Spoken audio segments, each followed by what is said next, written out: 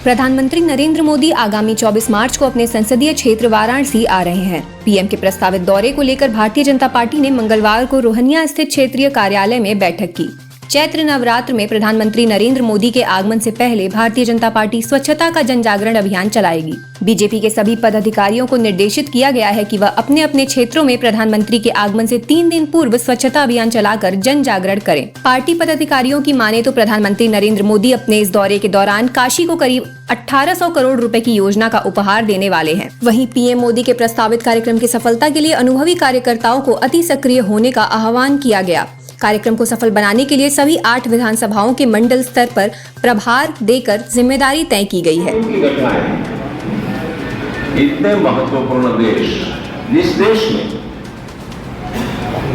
देश को बहुत लोग नहीं मान रहे,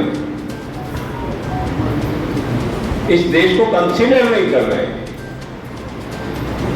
एक नेतृत्व उभर के आता है भारतीय जनता पार्टी का। वो नेतृत्व ऐसा ढंग का हो जाता है कि विश्व में अपने 12 सूत्री मांग को लेकर 72 घंटे कार्य बहिष्कार कर धरना प्रदर्शन कर रहे विद्युत कर्मचारी संयुक्त संघर्ष एवं संविदा कर्मचारी संघ ने मंगलवार को अनोखा विरोध प्रदर्शन किया। धरने के दूसरे दिन वाराणसी के चितईपुर स्थित पूर्वांचल विद्युत वितरण निगम लिमिटेड कार्यालय से मशाल जुलूस लेकर नारेबाजी करते हुए सड़क पर उतरकर जमकर नारेबाजी किया। अंकुर पांडे ने बताया कि प्रदेश के ऊर्जा मंत्री अरविंद कुमार शर्मा एवं विद्युत कर्मचारी संयुक्त संघर्ष समिति के बीच मंगलवार को हुई वार्ता बेनतीजा रही, जिससे विद्युत मजदूर और कर्मचारियों में काफी आक्रोश का माहौल है। विद्युत कर्मचारी अपने हक की लड़ाई लड़ रहे हैं। यदि सरकार और विभाग हमारी मांगों को नहीं मानता है तो हम अनिश्चितकालीन धरने पर आ जाएंगे।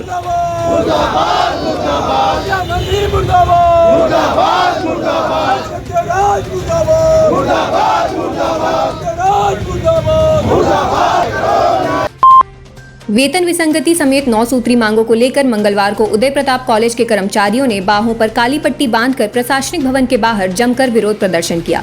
कर्मचारी हमारी मांगे पूरी हो चाहे जो मजबूरी हो, इनकलाब जिंदाबाद आदि नारे लगा रहे थे। धरना स्थल पर कर्मचारी संघ के अध्यक्ष अरुण कुमार सिंह ने बताया कि हम लोग 7 साल से मांग करते आ रहे हैं। अध्यक्ष और सचिव को कई बार पत्र दिया, लेकिन इतने सालों में हमें सिर्फ आश्वासन ही मिलता रहा। आखिरकार आज आकर हमें आंदोलन की राह पर चलना पड़ा। उन्होंने कहा कि जब तक हमारी मांगे पूरी नहीं होती धरना प्रदर्शन जारी रहेगा। इसके बावजूद यदि महाविद्यालय प्रशासन ने सुनवाई नहीं की तो वह तालाबंदी करेंगे। विद्यालय प्रशासन को पत्र व्यवहार करते आए हैं। अध्यक्ष और सचिव महोदय से कई बार हम लोगों ने वार्ता किया, निवेदन किया हम लोगों की मांगों को मांगने के लिए। उन्होंने आश्वासन तो दिया, लेकिन अभी तक 7 साल का समय बीत गया, अभी तक उन्होंने एक भी हम लोगों का मांग पूरा नहीं किया है। किन मुख्य मांग क्या मुख्य मांगे हैं, इस भीषण महंगाई को देखते हुए 3450 रुपया, 3800 और 4200 रुपया हमारे कर्मचारियों को प्रतिमाह मिलता है, जबकि संगठन ने 2015 में ही 250 चतुर्थ श्रेणी कर्मचारियों को और 300 रुपये तृतीय श्रेणी कर्मचारियों को प्रतिदिन का वेतन के हिसाब से मांग किया था। काशी हिंदू विश्वविद्यालय के विधि संकाय के बाहर छात्रों ने सड़क पर बैठ प्रदर्शन किया। छात्रों ने संकाय पर क्लास न चलने और अटेंडेंस कम होने पर परीक्षा ने छात्रों को न बैठने से रोकने का आरोप लगाकर जमकर नारेबाजी की। इस दौरान विधि संकाय LLB द्वितीय वर्ष के तृतीय सेमेस्टर के छात्र संकाय में तालाबंदी कर प्रदर्शन करने लगे। वहीं मौके पर पहुंचे प्रोक्टोरियल बोर्ड की टीम से छात्रों की जमकर नोकझोंक देखने को मिली। विधि संकाय के छात्र संतोष कुमार त्रिपाठी ने बताया कि संकाय में संकाय प्रमुख द्वारा विधायकों की बेटी का अटेंडेंस व्यक्तिगत संबंध के चलते 1 महीने में 40% बढ़ा दिया गया। छात्र संतोष ने संकाय प्रमुख के ऊपर भेदभाव का आरोप लगाया है। कारण इस बात का है कि यहाँ पर देखा जा रहा है कि पक्षपात हो रहा है, विधि के क्षेत्र में भी पक्षपात हो रहा है। अर्थात ये हमारा विधि संकाय एक कानून हमको सिखाता है और इससे देश में न्यायिक मजिस्ट्रेट न्यायिक क्षेत्र में 20 से प्रत्येक वर्ष 30 छात्र जो है न्यायिक पद पर जाते हैं। और कहीं न कहीं यहाँ पर विधायक की बेटी का अटेंडेंस 1 महीने में, जनवरी माह में मैं आपको बता दूं, विधायक अजय राय की बेटी है तो उनका जनवरी माह में 23% अटेंडेंस था। उसके उपरांत जो है फरवरी माह में 68% हो गया। तो मैं डीन सर से जब हमने इस बात को रखा और पूरा एविडेंस के साथ रखा, चूँकि लॉ है, कानून है, तो कानून में एविडेंस को प्रायोरिटी दी जाती है, प्राथमिकता दी जाती है। तो कहीं ना कहीं जब हमने उस चीज़ को रखा कि सर ये 1 महीने में 40% अटेंडेंस कैसे बढ़ सकती है, 30 ही दिन होते हैं चूँकि, तो ये कैसे हुआ। तो खैर हमको इसकी जानकारी नहीं। हमने कहा आप संकाय प्रमुख हैं, आपको इसका जवाब देना होगा। विभिन्न कंपनियों में निवेश करने वाले दर्जनों निवेशक अपने डूबे धन को दिलाने और बर्ड्स एक्ट लागू करने की मांग को लेकर मंगलवार को जिला मुख्यालय पर प्रदर्शन किया। निवेशकों ने जमकर नारेबाजी की और जिलाधिकारी को संबोधित ज्ञापन एसीएम को सौंपा। प्रदर्शन ठगी पीड़ित जमाकर्ता परिवार संस्था की ओर से किया गया। संस्था के बैनर तले पहुंचे दर्जनों महिला और पुरुषों ने कंपनियों के खिलाफ कार्रवाई और उनके डूबे धन को दिलाने की मांग की। संस्था के वाराणसी इकाई अध्यक्ष डॉक्टर ओम प्रकाश कश्यप ने बताया कि आज देश के विभिन्न मुख्यालयों पर संस्था के लोगों द्वारा प्रदर्शन किया गया। इसी क्रम में हम लोग अपनी बात कहने डीएम कार्यालय आए। उन्होंने कहा कि बर्ड्स एक्ट मोदी सरकार ने लागू किया था। हमारा पैसा जो लगा है वो मुझे वापस मिल जाए। तो कितने लोगों को पैसा आपके अंदर लगा होगा? बहुत ज्यादा 20 से 25 लोगों का पैसा हम खुद पर्सनल लगाए हैं। अपने घर में खुद पैसा लगाए, 10 लाख रुपए तो मेरे घर का लगा है। 17 और 18 मार्च को वाराणसी के रुद्राक्ष कन्वेंशन सेंटर में होने वाली शंघाई सहयोग संगठन के पर्यटन मंत्रियों की बैठक को लेकर प्रतिनिधियों का पहला समूह मंगलवार को वाराणसी पहुंचा। वाराणसी के लाल बहादुर शास्त्री अंतर्राष्ट्रीय एयरपोर्ट पर प्रतिनिधियों का परंपरागत तरीके से स्वागत किया गया। एयरपोर्ट से प्रतिनिधियों का समूह होटल के लिए रवाना हो गया। बता दें कि वाराणसी को संघाई सहयोग संगठन की पहली सांस्कृतिक राजधानी के रूप में नामित किया गया है। ऐसे में संघाई देशों के पर्यटन मंत्री 2 दिनों तक वाराणसी में सांस्कृतिक विरासत, डिजिटल प्रौद्योगिक, पर्यटन, सूचना के साथ तमाम विषयों पर चर्चा की जाएगी।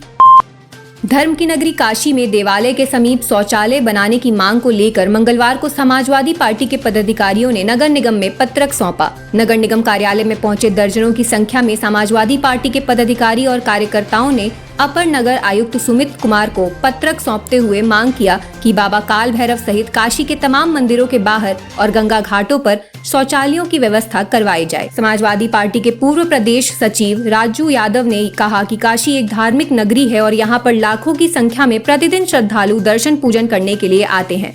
पब्लिक टॉयलेट ना होने की वजह से श्रद्धालुओं को काफी दिक्कतों का सामना करना पड़ता है। शौचालय जो कम है, बहुत कम मात्रा में है और जिसकी वजह से पब्लिक को वहाँ परेशानी होती है लघु शंका करने में आदि चीज़ों में। तो उन्होंने कहा कि जल्द से जल्द वहाँ पे बनवाया जाए शौचालय, सार्वजनिक शौचालय, ताकि किसी को असुविधा का सामना न करना पड़े।